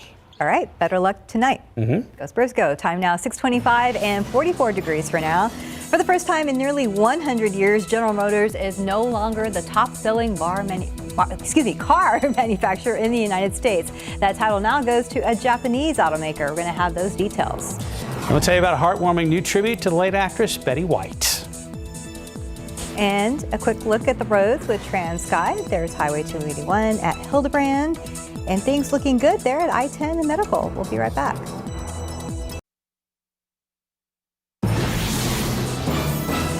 San Antonio police are getting some help from FBI divers today in the search for a missing girl. Good morning, I'm Katrina Weber. Those divers will be hitting a creek here on the northwest side. I'll tell you more about it. It's cold again this morning and just a hint of a sunrise out there. Mike says we're due for a big warm up today, and then guess what? Another cool down. Good morning, everybody. You're shaking your head no. He likes to confuse me just off camera, and sometimes it works. Good morning, everybody. It is Wednesday. That's January 5th. Happy Wednesday. Thanks for joining us. No, you're right. It's going to happen. Yeah. So I'll invariably say something referring to him, and he does this. No, I totally do not. Anyway, yes, you were correct. You did listen this morning. Yeah, it's going to be very warm today, so grab a coat, and then you won't need it by later on this afternoon. As a matter of fact, it is going to be kind of T-shirt and shorts sort of weather later on today. And, oh, yes, there is that little faint orangey glow off to the east. And temperature right now stands at 40. 36 is the dew point. So those numbers are pretty close together. Air temperature, dew point temperature, and where we have those numbers even closer, that's where we we are seeing some fog, a little bit of a light breeze out there. Gonzales, quarter mile visibility, same thing, Beeville, and nothing right now in and around a little toward the metropolitan area, but just be on the lookout around Randolph. New Braunfels had a hint of fog earlier this morning. Mountain Cedar is on the high side, but it came down a lot from the previous day. Mold is low. It also dropped down from the previous day's reading. So yeah, sunny and warm, well up into the mid 70s, even upper 70s along the Rio Grande Valley. And then tomorrow we are going to start still cool in the morning, make it up into the mid 60s, but that'll be about noon because another cold front's going to move on through here. That's going to knock us down in the upper 50s and even lower 50s and maybe 40s in the hill country by dinner time. Friday, another freeze to start off the day, and then we'll only make it into the upper 50s, but then we warm right back up for the weekend. We'll have a lot more clouds around here. Humidity is definitely going to be coming back into the picture, and hopefully some of that gets squeezed out in the form of a shower or two. There is a chance. Don't get really excited about rain chances, unfortunately.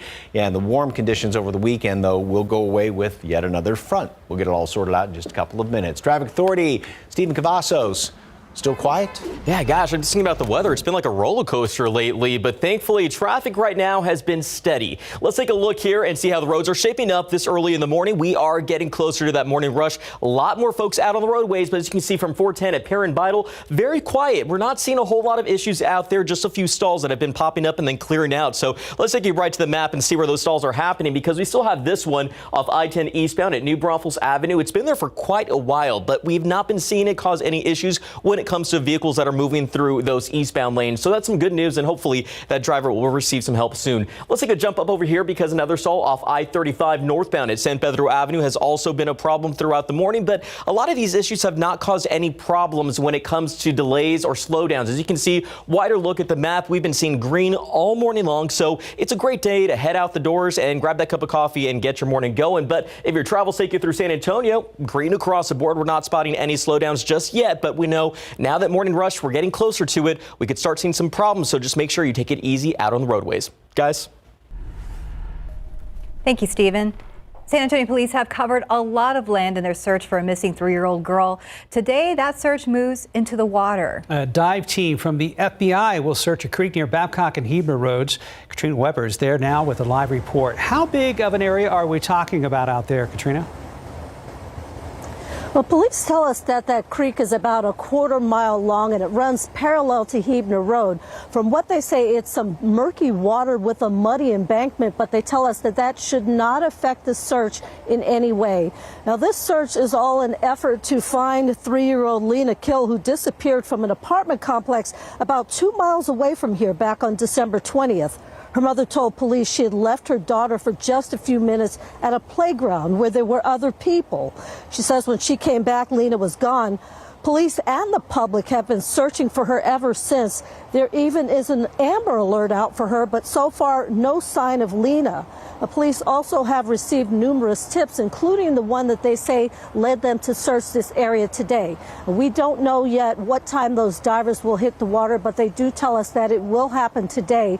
Right now we have police officers who seem to be keeping watch on the area. And in the news conference yesterday, Chief William McManus told us that his investigators will do everything they can to find some answers about this missing girl. Reporting live on the Northwest Side, Katrina Weber, KSAT 12 News. And a silver alert is in effect. A missing 77-year-old woman last seen in Mission, Texas. That's near the Mexico border. According to the Texas Department of Public Safety, Alicia Garcia was last seen around 4:30 p.m. yesterday. Garcia is described as being 5'4" with brown hair and brown eyes. She was last seen wearing a dark sweater with blue jeans and black shoes. Anyone with any information is asked to call the Mission Police Department. Some big coronavirus updates from the CDC on a couple of fronts this morning. The agency is updating its isolation guidance for infected people. Experts say they should get a rapid COVID test near the end of a 5-day isolation period. If the test is positive, you should remain isolated until 10 days after onset of symptoms. CDC says the new guidance focuses on the period when a person is most infectious. CDC also says the Omicron variant is up to 3 times more infectious than Delta. A study by UK and Japanese health officials shows immunity from vaccines or antibodies is not always strong enough to stop the transmission of Omicron. Back here in San Antonio, coronavirus cases continue to rise. More than 4,300 new cases were confirmed just yesterday. The numbers in our hospitals also rising. This morning, there are also rumors swirling on social media about the reliability of tests to detect the Omicron variant. Sarah Costa joins us now in the studio to tell us a little bit more. Good morning. Good morning, Mark and Steph. I know it can be confusing when it comes to what kind of test you take and when do you test, but there are several options when it comes to COVID-19 testing, from rapid to at-home test to PCR and antibody testing. But local health experts say one test is the best. Dr. Fred Campbell is an associate professor and internal medicine physician at UT Health San Antonio, says people can put their faith in the PCR test. He says it is the gold standard. That being said, according to data from the medical letter, a periodical from Harvard and Yale, at-home tests and rapid tests are still sensitive enough to detect all COVID-19 variants.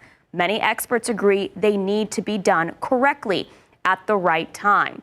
If you test too early, there isn't enough virus for the test to pick up. The CDC recommends testing 5 to 7 days after possible exposure or as soon as those symptoms start. And most importantly, if you're feeling ill, stay home. We have tons of this information on KSAT.com right now. Just look for this story on the homepage. Mark and Steph. Sarah, thank you very much. The search is on for suspects involved in a deadly shooting on the northeast side. A total of 4 people were shot, and it happened on Thanksgiving night on Sunrise Creek Drive, just outside of Loop 410 near Benz Engelman Road. Now, the 2 people who were killed are identified as 28-year-old Charles Wolford and 25-year-old Eugene Wolford. 2 women were also shot. One of them is paralyzed as a result of the shooting. We're told the witnesses saw the suspects in a white 4-door vehicle. If you know anything about this incident, you are asked to call Crime Stoppers at number 210-224-STOP. In your other morning headlines, Governor Abbott is suing President Biden and other members of the administration over the COVID-19 vaccine mandate for National Guard members. Lawsuit says the policy is unconstitutional and infringes on his authority as Commander-in-Chief and the sovereignty of Texas. Abbott's lawsuit says more than 220 members of the Texas Air National Guard and about 40% of the Texas Army National Guard are refusing vaccination. It says the mandate will lead to the loss of those guardsmen from the governor's command and the state's militia. Abbott is not alone. Oklahoma's governor also tried to stop the mandate in his state. A federal district judge denied that request for an injunction last week. And now to several new developments concerning tomorrow's anniversary of the U.S. Capitol attack. Lawmakers are now seeking answers from Fox News host Sean Hannity about his communications with the White House before the attack. And now former President Trump has announced a change of plans for himself. ABC's Andrew Dimbert has details. This morning, former President Trump has canceled the news conference he was scheduled to hold tomorrow, marking the anniversary of the January 6th attack, as GOP leaders plan to avoid any commemoration of the day. Trump's fellow Republicans had voiced concern about the event. West Virginia Senator Shelley Moore saying, "I just don't think it's a good idea." Let's go! 1 year has passed since the attack, but the FBI says it's still on the hunt for as many as 350 violent suspects. ABC News is learning new details about the scale of the attack. Police say a crowd of 10,000 surrounded the Capitol, with 2,000 illegally entering the building. That's more than twice the number first suspected. And now the House committee investigating the riot is seeking cooperation from a key Trump ally. It's asking Fox News host Sean Hannity to voluntarily respond to questions about his communications with Trump. Newly released text messages reveal Hannity, 1 week before the riot, appeared to warn Trump's chief of staff, Mark Meadows, that White House lawyers were on the verge of resigning to protest Trump's plan to overturn the election. Hannity texting, quote, "We can't lose the entire White House counsel's office. I do not see January 6th happening the way he's being told." And on the eve of the riot, the committee says Hannity seemed to sound the alarm, texting, "I'm very worried about the next 48 hours." In the days after the riot, Hannity texted Meadows and Congressman Jim Jordan describing a call he had just had with Trump, saying he can't mention the election again. Ever. "I did not have a good call with him today, and worse, I'm not sure what's left to do or say, and I don't like not knowing if it's truly understood." Andrew Dimbert, ABC News, New York. In your morning consumer news, a record number of Americans feeling confident about finding work across the country. The Labor Department says 4.5 million people voluntarily quit their jobs in November.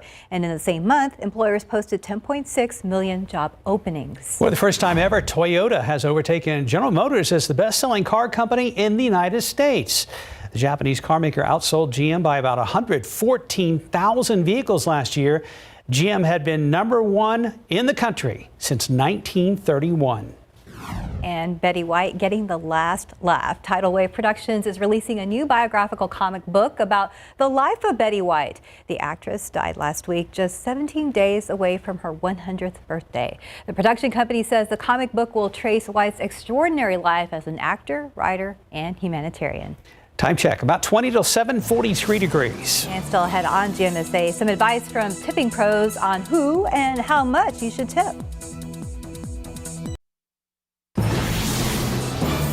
Just about quarter till. Tipping can be a bit of a toss-up when it comes on to how and who you should be giving tips to. The etiquette pros say think about people providing a service in key areas of your personal life. So that could be anyone from a nanny to a doorman and housekeeper or hairstylist. So when it comes to how much to tip, the standard is usually about 20% of the cost of service. And if you feel as though he or she goes above and beyond, you can increase that amount from there. That's right. Now there are professions where tipping is not a good idea. Mail carriers, for example, operate under rules from the U.S. Postal Service and cannot accept cash. However, if you really want to show your mail carrier your appreciation, gifts of up to $20 are permitted. Side note, etiquette experts frowning on a recent post that went viral about a $100 check at a restaurant, and the guests tipped with an Amazon gift card versus cash. And etiquette experts say that's not a good idea because those servers, those food servers, rely on those cash tips to pay bills. You can't really do that with an Amazon card. Right, it's not appropriate. Yeah, so stick with the fundamentals, and 20% is still the gold standard. All right, easy to follow. Let's go ahead and follow Stephen Cavazos to the traffic lab and see how things are looking out there. Always good to use a calculator too when you're calculating those tips. And we do have a traffic tip for you. Make sure that you're taking it easy out there this morning because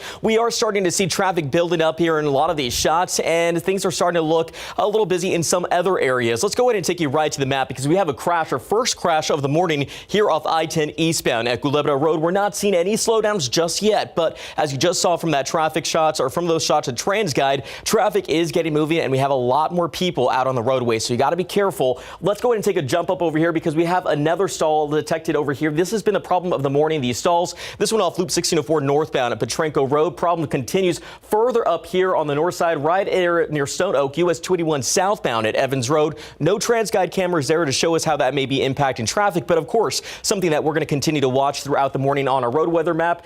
You can see that we do have a few more of those issues that are now popping up now that the morning really is getting going. One last look, 281 at Hildebrand. Just make sure you take it easy out there. A lot of these issues are starting to present themselves now that the morning is getting moving, guys. Thank you, Stephen.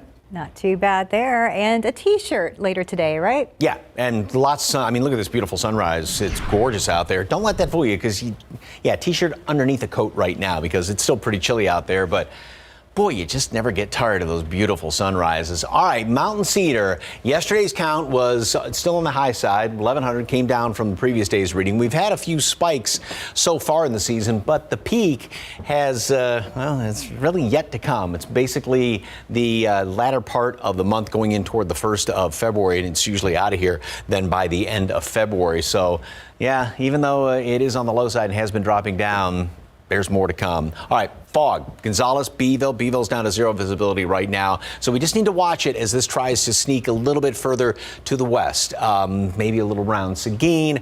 New Braunfels had some earlier this morning. Watch it around Randolph because sometimes those are the spots that start to see a little bit of fog. 74 later on today. We're going to be very warm, getting up into the upper 70s and low 80s down there along the Rio Grande Valley. And then overnight, of course, it's going to be another cool morning. We will bop back up to 64 degrees then by midday tomorrow.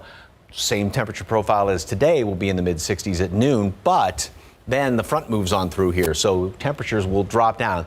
Mid-60s will be our actual high temperature going down in the books tomorrow, and we'll be in the upper mid 50s and even dropping lower than that by late afternoon and dinner time, even 40s in parts of the hill country, and then we'll bottom out at freezing or maybe a little bit below that here in town by Friday morning, 20s in parts of the hill country, and then we only make it back up into the 50s. So we get a little taste of this really, really cold stuff up there to the north of us. Not a big blast, nothing like what we had this past weekend. It won't be a prolonged little cool snap. It'll just be for about a day because we're going to go back to the warm side once we get in toward the weekend. Upper level steering winds, a little bit of a northwesterly flow. That's what pulls that front through here on Thursday, and then we start to get more of this southwesterly flow. Things sort of shift around a little bit. Remember a few weeks ago when we had little cold snaps and then southwesterly flow? That kept a lot of clouds around here. A lot more moisture comes back in here, not only upstairs, but also at the surface. Little disturbances hopefully will give us a couple of showers around here by Saturday. Not a great chance, but at least there's a small chance for it. And then we have another front, though. Warm over the weekend, another front to cool us down for the start of next week. 65 today at noon, sunny skies. High temperature then, nice and mild, beautiful day. Open up the windows, 73 for a high temperature. And tomorrow, cool start in the morning. Again, we hit our high temperature about noon and then drop into the upper and probably even mid 50s by late in the day and continue to cool down from there overnight down to freezing Friday morning. Only upper 50s Friday, so a chilly day, but back to the 70s over the weekend. Hopefully a shower or two Saturday, and then we cool back down again for next week. All right. Heat to cold. You're messing with the thermostat. There's fingerprints all over that thing, right? Yeah. Hopefully it's one of those automatic ones that knows when to turn the True. Yeah, it's AC good. on. If you have it set up right, auto's the way to go these days. It should be well. But as far as the plans, I'll have to take it out this afternoon for some sun and maybe bring it in for those freezing temperatures. Yes, indeed. All right. Let Rooney out too. She needs some sun too.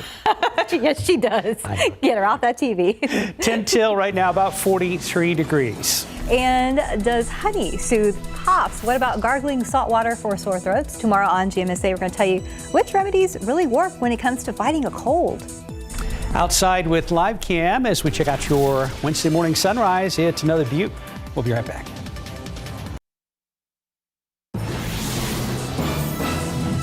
Good Wednesday morning coming up here on GMA. We have so much to get to, including the latest on that breaking news about Chicago. More than 300,000 public school students will not be attending class. The teachers union and the city officials are at odds over COVID safety concerns, and Omicron now accounts for an estimated 95% of new cases in the United States. We will get into all of that coming up right here on GMA. They've searched on land and by air, and today they will focus on the water. Good morning, I'm Katrina Weber. San Antonio police have called on divers from the FBI to search a creek here on the northwest side of town. Those divers are set to hit the water today in an effort to find 3-year-old Lina Khil, who has been missing since December 20th. Lina disappeared from a playground at her apartment complex about 2 miles away from where this water search is being conducted. At some time today, the FBI divers will search a murky creek here near Babcock and Hebner Roads. Now, at a news conference yesterday, Chief William McManus says that the water search was sparked by a tip that they received, but he says they have received numerous different tips about where this child might be, and they are following up on all of them in one way or another, hoping to find some clues about Lina Khil and what happened to her. Reporting from the northwest side, Katrina Weber, KSAT 12 News. Staffing shortages seem to be a common problem for businesses all around the country and here in San Antonio. The local YMCA is included in that struggle, and they are being forced to limit how many children can join their after-school programs. Coming up today on GMSA at 9, Tiffany Huertas is live from the YMCA with details on their efforts to find more help and what COVID precautions are in place for all their programs. And let's take another look at traffic with Stephen Cavazos. Not necessarily something we want to see this early in the morning. You can see some flashing lights here of I-10 at Brazos. This is a crash we were telling you about a little bit earlier, and it looks pretty big. Taking you right to the map, though, this is right detected of I-10 eastbound at Culebra Road. We're not seeing slowdowns just yet, but that can quickly change, so watch out for that. We'll keep an eye on that. And also this stall off I-10 eastbound at New Braunfels Avenue, Mike. Thanks, sir. Beautiful start this morning. I mean, great looking sunrise, lots of clear skies out there. We do have some fog, though, off to the east around Seguin, heading toward Gonzales and down there along the coastal plain. So just kind of be on the lookout, especially in their eastern counties. 39 right now in town, freezing Kerrville, and 34 Bulverde. So it may be freezing in your backyard there. 73 for a high temperature later on today. Nice and warm this afternoon. We'll start off cool tomorrow, but then another front moves on through here to cool us off during the day. Gotcha. Dress in layers. Yep. And we'll be back. Yes. Folks, stay healthy. Have a great day. We'll see you back here at 9.